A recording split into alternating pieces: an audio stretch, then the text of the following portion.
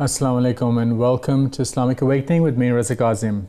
Spirituality in some Western strands is seen to be something that needs to be recognized, but outside of the constrictions of any particular religious framework. But how important is spirituality in Islam?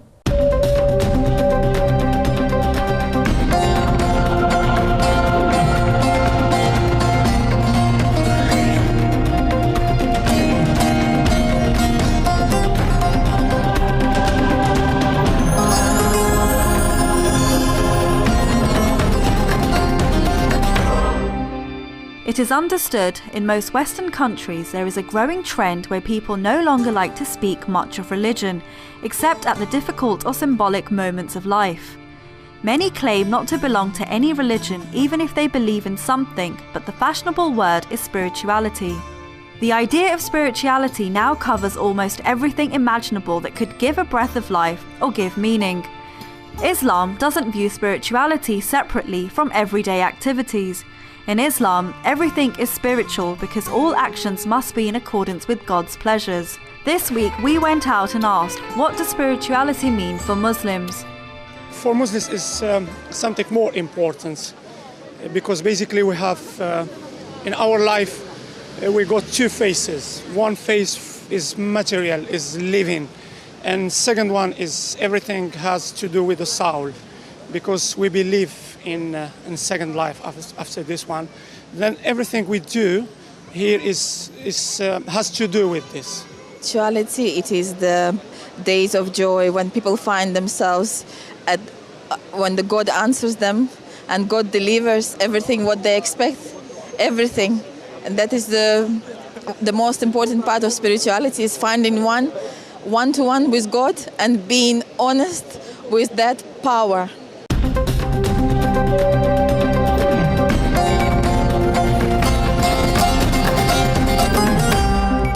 To answer this and other questions, I have Professor Tariq Ramadan with me today. Welcome to the program. Assalamu alaikum. Wa alaikum assalam. I wanted to ask you, first of all, how important, can spirituality exist outside of the religious framework? What is important when it comes to spirituality is for us as Muslims to understand the definition, because the problem that we have in the West is very often spirituality is understood versus religions, and the problem is that we don't know exactly what spirituality is all about. From an Islamic perspective, this is important and very deep. It's a very deep teaching that we have from the very beginning of Islam, was the Prophet's companions, for example, some of them were more spiritual than others. But what does it mean exactly? Before we go into that, can I just ask, what do you make of this attempt to consider spirituality? You said outside of the religious framework, because historically it is seen to be part of the religious framework. So is this something new, or is it historical? No, it's not new. It's something that we had from the beginning. The problem is it's sometimes the people who are talking like this are confusing between spirituality and emotions. Is the way I feel, which the way I am with nature, the way I was with the environment, the way I can feel about life. Spirituality is not about this. So this is why I started by saying we can't go into this discussion if you don't start by defining the words that we are using. And in Islam, if you come to the Arabic language, you don't have one word to translate spirituality, because if you come to al-ruhaniyya, which has to do with al-ruh, which is the soul, and then what we have, يسألونك عن الروح قل الروح من أمر ربي وما أوتيتم من العلم إلا قليلا. They are asking you about the soul, and the soul is from the secrets of God, and you were only given little knowledge about this. So there is something which has to do with a ruh in you. It's this soul, the spirit in you. The second word is كونوا ربانيين. Be imbibed, full of God's presence. Rabb, it's the Lord, so you have to be close. So you can understand here that the second word is connecting this life within with the Tawheed, which is the oneness of God. The second is come back to yourself. And there is a third word which has to do with tazkiyah. Tazkiyah is this purification of the self. And when you come to understand spirituality from an Islamic perspective, you have to connect the three words, the three notions to understand One, there is a spirit within you that has to be connected with the Lord, with with God. And the way you are going to connect with the Lord is through a purification process. So the soul inside needs an effort, a struggle with your own self to come close to Him. This is spirituality. This is the very essence of spirituality in Islam, and this is why it's connected with transcendence, with the oneness of God, with the very notion of Tawheed, and then it has to do with the purification process. And how are you going to go through this purification process?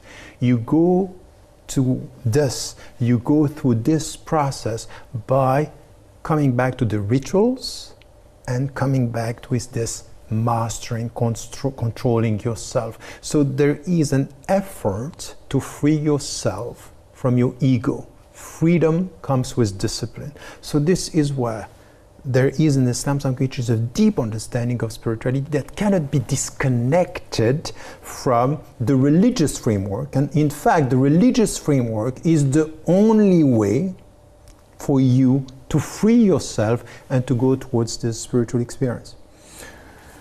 But some people would actually argue quite to the contrary, and they would say that actually religion constrains you, and because the rituals constrain you from making that connection, making that rub with yes, God. This is something that we can find in the West. And why? Because through a very specific historical experience, for example, if you look at Christianity, but even if you come to Islam, I will come back to this, but to look at Christianity, they were so much focusing on rules, on the framework, on the rituals, that the rituals took the whole space and they were not connected to the meaning. So at the end, we are dealing with formalism, this is what you have to do, this is the way you have to pray, and then the very meaning of what are you doing this? The very meaning of praying was just you pray because you have to pray. No, you pray to remember Him.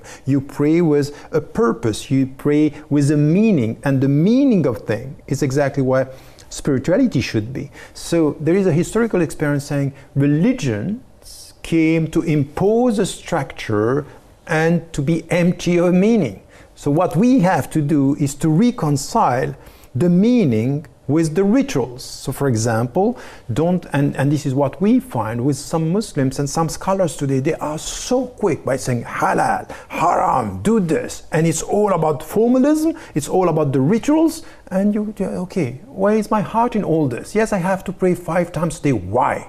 Tell me which impact it has to do on me. It has to do on me something which has to do with the purification process, is the way you deal with your own self, to come back to the center. When you have a very powerful verse in the Quran, وَعَلَمُوا أَنَّ اللَّهَ يَحُولُ بَيْنَ الْمَرْءِ وَقَلْبِهِ, and remember that Allah intervenes. Allah's knowledge is between you and your own heart. What does it mean? Come back. So you pray to come back to the self, not just to come with the gesture. And then look, we have it even in the Quran when the Arabs, the Bedouins, were saying, we are Muslim. قالت الأعراب آمنا.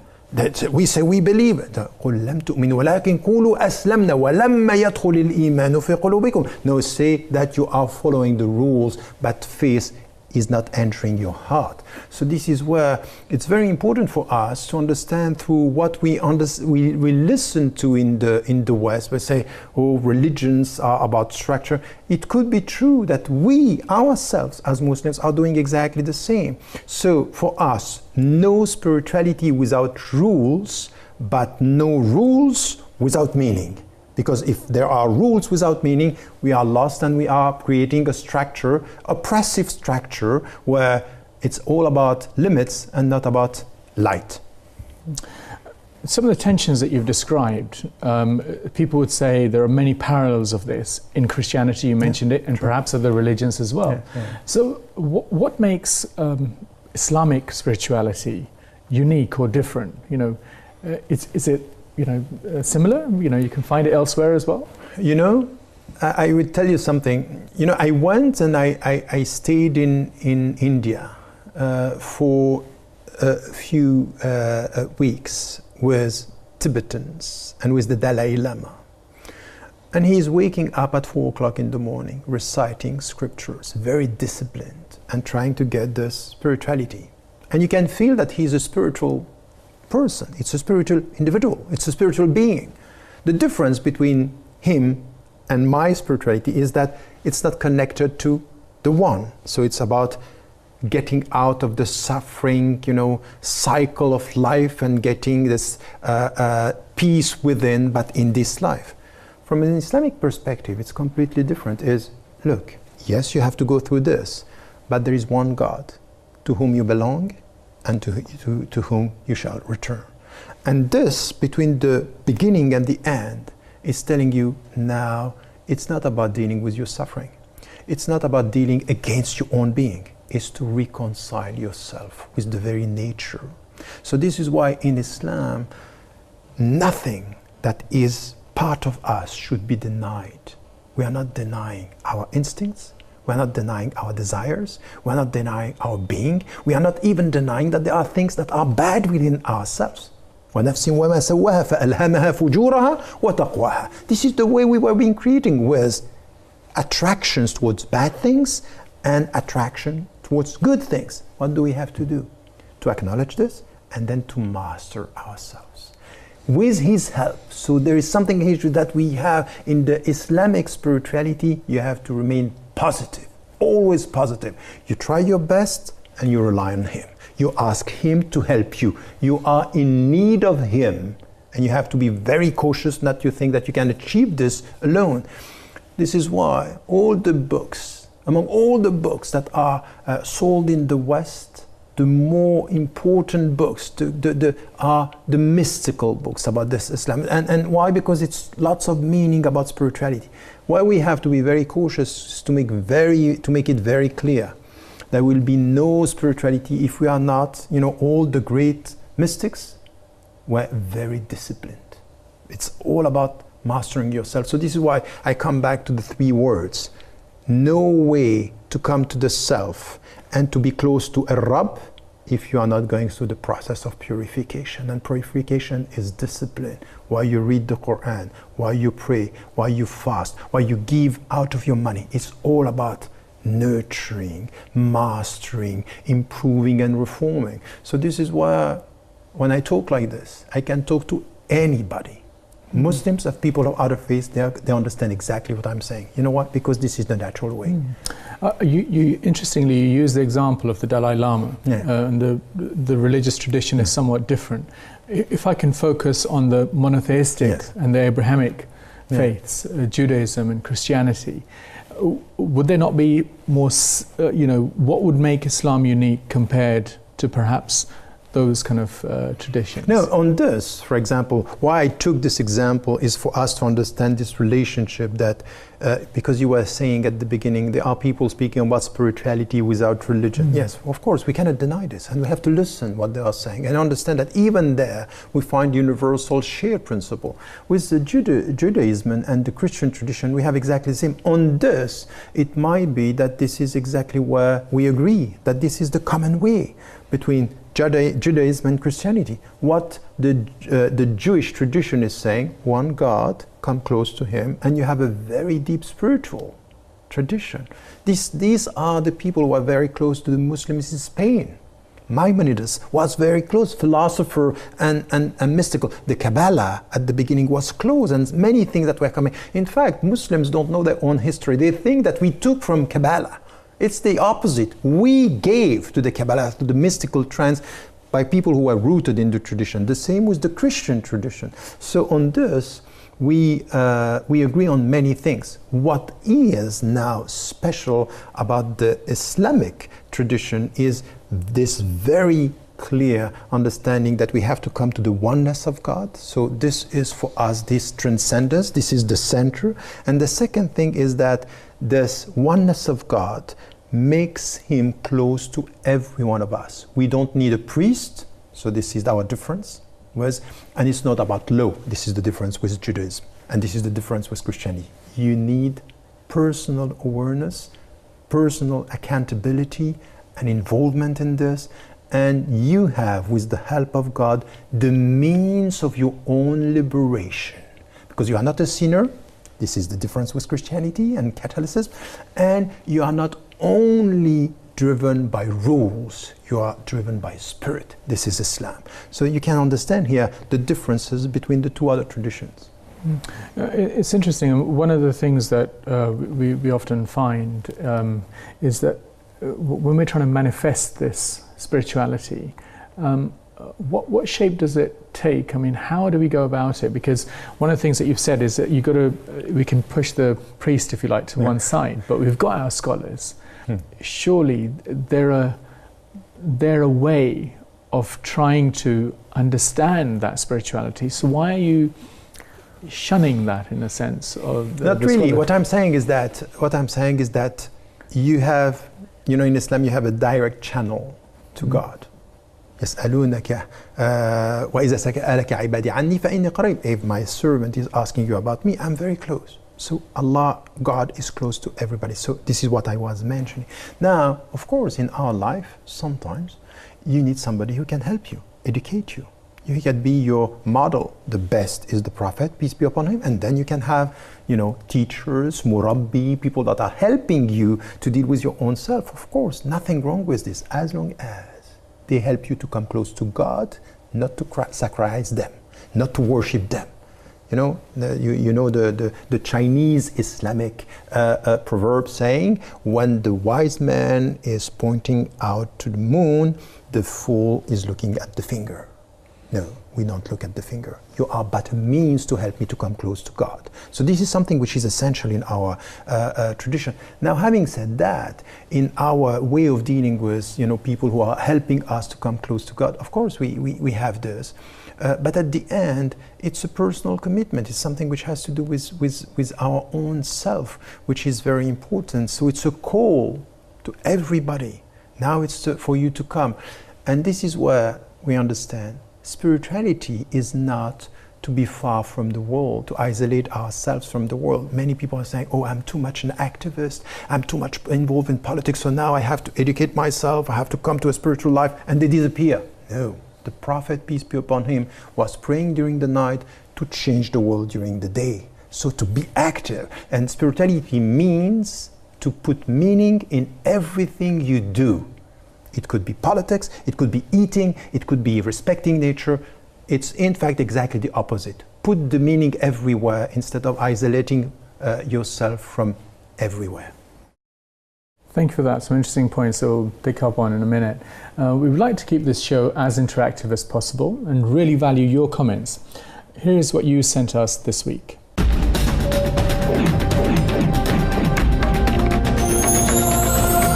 This week we asked, how significant is spirituality in Islam? Ibrahim from the US says, spirituality is inherently important in Islam. You cannot access deeper levels of thinking without it. And Isa from the UK says, spirituality is not just about individual development, but collective development. A strong spirit allows people to deal with their affairs more efficiently and to help others contribute to a fairer, better, and more equal society. And that's all the comments we have for this week. Don't forget to leave us your views on our Facebook and Twitter page. You made the point about that you can be spiritual, that you can do all of these things while you're, doing your day job, as it were. Do the spirituality at night, pray in the night, if you like. What does it look like? How does it manifest itself? So, if we're doing whatever it is that we are doing, what makes it spiritual? That's a good question, because it's not only the added value of the spirit, it's the added value of the behavior. When the Prophet, peace be upon him, said, إِنَّمَا بُعِثْتُ لِأُتَمِّمَ مَكَارِمَ الْأَخْلَاقِ, I was sent back to beautify, to improve the good character, the good behavior. What does it mean? It means in everything you do, you have to have the added value of what is good, the added value of serving humanity. This is spirituality. This is spirituality. Whatever is your job, you deal with human being. Honesty, respect, serving the people. You can work with your hands, you can work with your brain, you can serve the society. At the end, your spirituality is visible through ethical behavior. It's the way you are going trying to be transparent, is the way you are trying to serve the people. It's your positive presence. Spirituality is positive presence. People would look at that question, the answer that you've just given, and say, well, a lot of people do that. You know, a lot of people do precisely that. Yeah. But, you know, where does spirituality come into that? No, the question is they can do this, but why are you doing this? Why are you doing this? And this is where, as I said, the connection with God is very important. The connection with God is very important. That it's a Rabbani has this connection. I'm doing this. I'm serving humanity to please the Creator of humanity. But that's not visible, is it? That aspect of it is not. That's exactly the point. Is that spirituality is what is behind what is visible. Look at this. كنت خير أمة أخرجت للناس تأمرون بالمعروف وتنهون عن المنكر وتؤمنون بالله. How is this verse constructed? You are the best community set on earth. As long as, in as much as, there is a condition here. You promote what is good and you resist what is bad, and behind it, and you believe in God. Why? Why in this verse you believe in God is not coming first? Because in fact, so what is visible? What is going to be visible out of your spirituality? You do what is right, you resist what is bad, and then you know that you believe in Him. So there is a driving force of your ethical behavior is that you believe in God, that you come from Him, you go back to Him, and in between you try your best. So you put meaning and serving Him, even with the poor people. إنما نطعمكم لوجه الله لا نريد منكم جزاء ولا شكورا. What is said in the Quran, we are giving you food for His face, for the sake of God. We don't want from you reward and thanks. It means that behind this, there is this driving force. So this is the way you are Rabbani, that you have God with you and that you are remembering Him. You are remembering His presence. And the highest level of faith is Ihsan. What is Ihsan? أن تعبد الله كأنك تراه. That you worship God as if you are seeing it. The scholars, some of them are saying, you know what, when you do something bad, He's looking at you. That's not the meaning of the hadith. The hadith is, He's with you whatever you are doing. So put meaning whatever you are doing, wherever you are. That's the very essence of spirituality in Islam. And one of the things that sometimes people talk about is raising your spirituality, raising the level, the depth of spirituality that you have. True. How do you do that? What is it that you need to do? You know, you're talking about serving the people, you're doing this, you've got that belief, but then how do you raise it? You know what? There is something which is important. How do you raise this? In spirituality is a way you deal with natural things. In fact, you raise your spirituality when you stop. There is a break, a fracture with what is natural. One of these experiences is 1 month during a year when we go for Ramadan. The month of Ramadan is a rupture with the normal life. So by now questioning something that you are doing normally, I eat, I drink, I have desires, I have my body, you stop and then you raise your awareness. And exactly the same when you are dealing with yourself 1 month during Ramadan, you come back to yourself. Now you have to isolate yourself and you have to contemplate.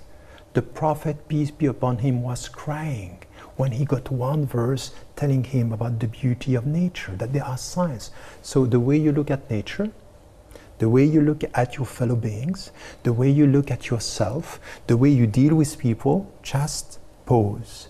Just think about it, ponder about the meaning of things. Not only when the people are absent, you think about the presence. You look, your father is here, look at him. Your mother is here, look at her. Look at the meaning. Think about these things before it's too late. So this is the way you deal with your own life. It's an ongoing process. In one instant, sometimes you get more meaning than years. Be aware, be present. You should not miss that moment. So it's achievable. It's something that we can experience at every level as long as you are ready for it. And ready for it means be disciplined and don't forget your own self. There is another verse which is very important. Don't be like the people who are forgetting themselves or forgetting God. لا تكونوا كالذين نسوا الله فأنساهم أنفسهم. Don't be like the people who are forgetting God. he made them forget themselves. And this is the starting point of you being lost. Thank you for that. Lots of interesting points that Tariq has actually touched on, which talk about the parallels with other religions, but also recognizing the uniqueness of Islamic spirituality, and also some of the parallels with some of the other monotheistic traditions, and the necessity of recognizing God and the belief in God being quite important, and the fact that, you know, we belong to God and then we're going to return back to God.